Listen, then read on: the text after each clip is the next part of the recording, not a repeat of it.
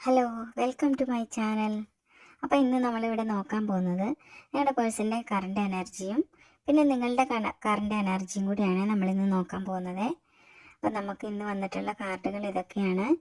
അപ്പോൾ നമുക്ക് കാർഡുകളുടെ വിശദീകരണം എന്താണെന്ന് നോക്കാം. അപ്പോൾ ഇപ്പോൾ നിങ്ങളുടെ വ്യക്തിയുടെ ഉള്ളിൽ വളരെ ശക്തമായൊരു ഇന്നർ കോൺഫ്ലിക്റ്റ് നടക്കുന്നുണ്ട്.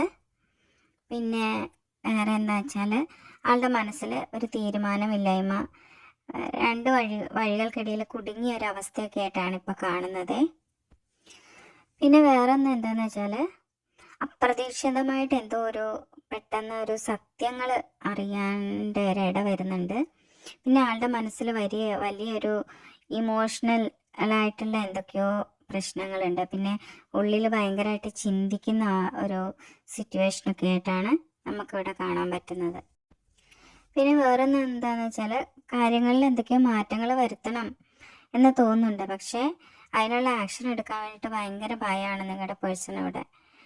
അപ്പോൾ അതുകൊണ്ട് ഒരു കാര്യങ്ങളൊന്നും എന്താ പറയുക, ഒന്നിലൊരു മാറ്റം വരുത്താണ്ട് ഒരു സ്ട്രക്ക് എനർജിയിലാണ് നിൽക്കുന്നത്. ഒന്നും ചെയ്യാൻ പറ്റാത്തൊരവസ്ഥയിൽ ഇങ്ങനെ സ്ട്രക്കായിട്ട് നിൽക്കുന്ന ഒരവസ്ഥയായിട്ടാണ് നമുക്കിവിടെ കാണാൻ പറ്റുന്നത്. പിന്നെ മനസ്സിൽ വരുന്ന ഒരു കാര്യം എന്താണെന്ന് വെച്ചാൽ നിങ്ങളോട് വീണ്ടും സംസാരിക്കണം, നിങ്ങളെ അപ്രോച്ച് ചെയ്യണം എന്നൊക്കെ സ്ട്രോങ് ആയിട്ടുള്ള ഒരു ചിന്ത വരുന്നുണ്ട് ആളിൽ. പക്ഷേ ഈ ഭയം കാരണം അതൊന്നും വേണ്ടാന്ന് വെച്ചിട്ടാണുള്ള ആള് സൈലൻ്റ് ആയിട്ട് ഇപ്പോൾ പോവുകയാണ്.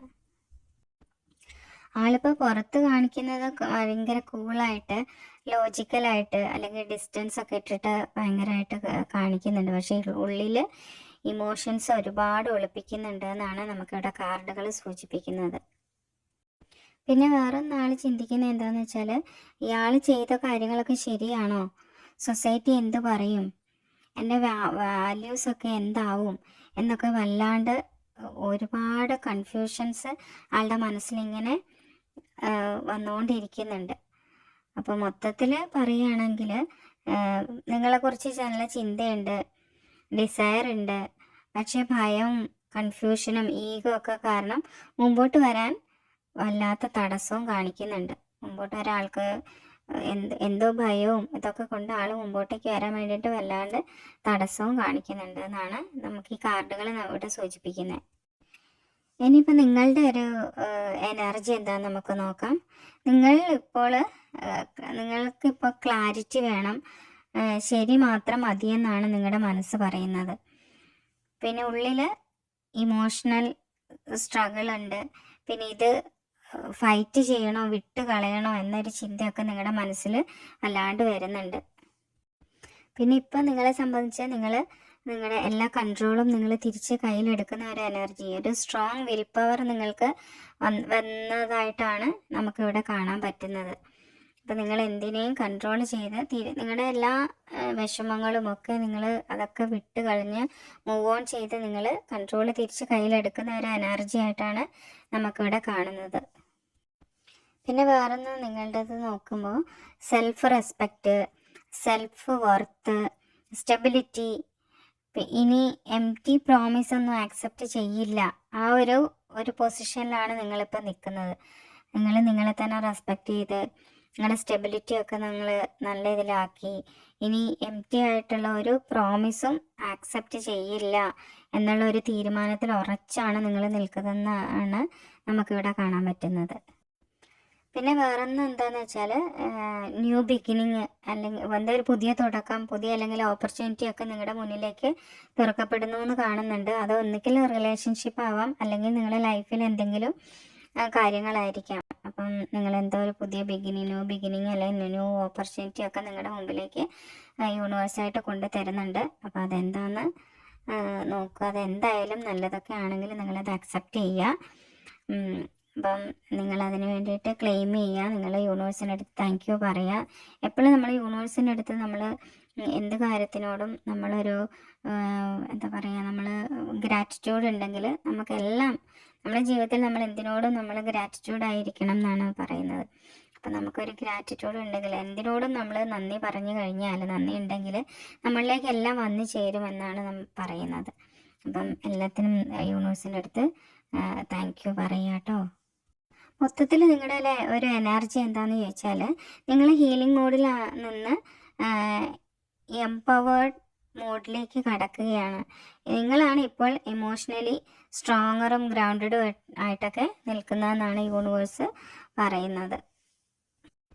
പിന്നെ പേഴ്സണും നിങ്ങളുടെയും എനർജിയുടെ ഒരു ഇത് പറയുന്നത് എന്താണെന്ന് വെച്ചാൽ, പേഴ്സൺ ഇപ്പോൾ കൺഫ്യൂസ്ഡ് ആയിട്ട് ഇമോഷണലി അൺസ്റ്റേബിൾ ആയിട്ടാണ് നിൽക്കുന്നത്. നിങ്ങളെന്ന് പറഞ്ഞാൽ clear, grounded, ready for stability ആയിട്ടാണ് നിൽക്കുന്നത്. നിങ്ങൾ എന്തിനും നല്ല ഗ്രൗണ്ടഡ് ആയിട്ട്, ക്ലിയർ ആയിട്ട്, സ്റ്റെബിലിറ്റിയോട് കൂടിയാണ് നിങ്ങളിപ്പോൾ നിൽക്കുന്നത്. ബാലൻസ് ഇപ്പോൾ നിങ്ങളുടെ കയ്യിലാണെന്നാണ് യൂണിവേഴ്സ് പറയുന്നത്. പേഴ്സൺ അപ്രോച്ച് ചെയ്യാൻ സാധ്യതയുണ്ട്, പക്ഷേ ആക്ഷൻ കാണിക്കാൻ സമയമെടുക്കും എന്നാണ് പറയുന്നത്. പിന്നെ യൂണിവേഴ്സിൻ്റെ ഒരു സന്ദേശം നിങ്ങൾക്കുള്ളത് എന്താണെന്ന് വെച്ചാൽ, വാക്കിനേക്കാൾ ആക്ഷൻ നോക്കുക. നമ്മൾ ഓരോരുത്തരുടെ വാക്കുകൾ എടുക്കേണ്ട അതിൽ നമ്മുടെ ഗോൾ എന്താണ്, അതിലേക്കുള്ള ആക്ഷൻ നമ്മൾ എടുക്കുക എന്ന് പറയുന്നുണ്ട്.